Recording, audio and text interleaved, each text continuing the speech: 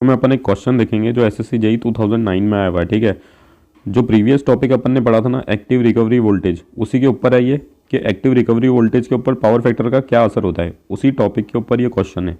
तो मैं क्वेश्चन पढ़ देता हूँ। The active recovery voltage will be maximum for power factor of, मतलब किस पावर फैक्टर के लिए अपना एक्टिव रिकवरी वोल्टेज जो होगा वो मैक्सिमम होगा। ठीक है, तो मैं आपको बता दूं एक्टिव रिकवरी वोल्टेज होता क्या है। हालांकि मैंने इस पर काफ़ी वीडियो बना दिए हैं, आप देख सकते हो।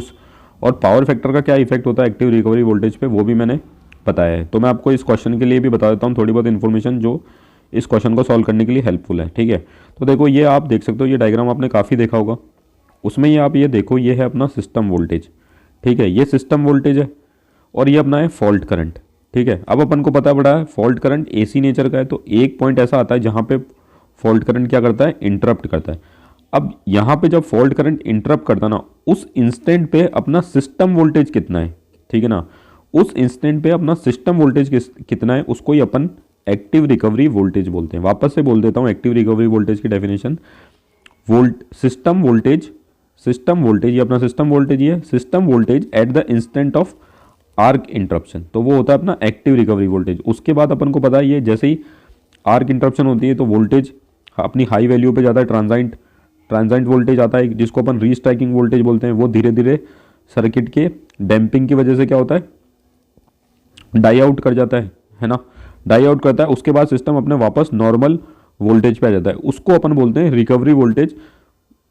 रिकवरी वोल्टेज बोलते हैं उसको अपन, मतलब रिकवरी वोल्टेज वाला वोल्टेज है, voltage across the circuit breaker contact after all the transient die out, वो क्या होता है अपना रिकवरी वोल्टेज।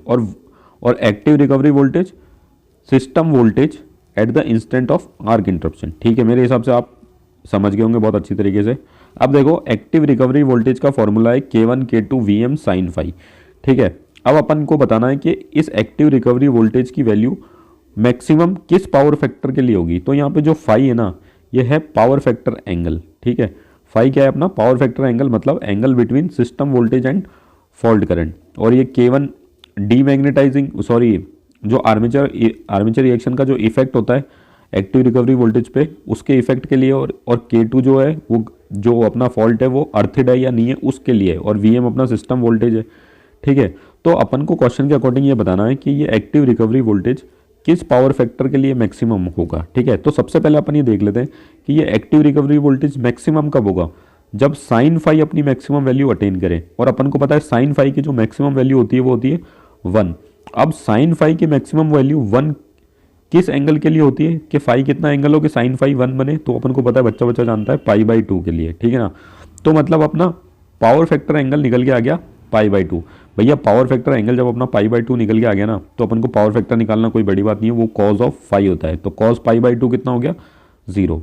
ठीक है, तो यही अपना आंसर हो गया। Active recovery voltage is maximum for 0 power factor. Active recovery voltage maximum किसके लिए होगा, 0 पावर फैक्टर के लिए। ये इसका आंसर है। ठीक है, थैंक यू।